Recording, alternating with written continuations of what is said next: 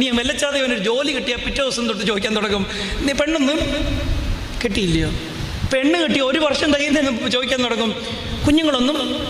പിന്നെ ഒരു 3-4 ഗൈനക്കോളജിസ്റ്റുകളുടെ നമ്പർ നമ്മളങ്ങോട്ട്, നിങ്ങളുടെ ഇടവകയിൽ ഈ പരിപാടികൾ നിങ്ങൾ നിർത്തണം.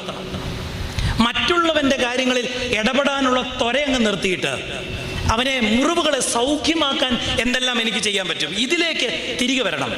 നമ്മൾ എത്ര പേരത് ചെയ്യുന്നുണ്ട്? നമ്മൾ കാരണം എത്ര പേര് ഇതിൽ നിന്ന് അകന്നു പോയെന്ന് ചിന്തിക്കുന്നിടത്ത് വേണം നമുക്കൊരു മാറ്റം ഉണ്ടാകാൻ.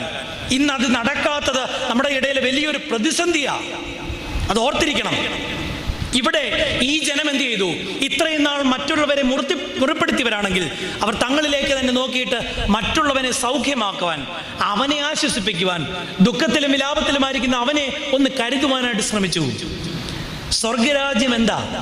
നമ്മൾ പോകാനിരിക്കും അല്ലയോ? അപ്പുറത്തൊരു രാജ്യമുണ്ട്, കണ്ണ് കണ്ടിട്ടില്ല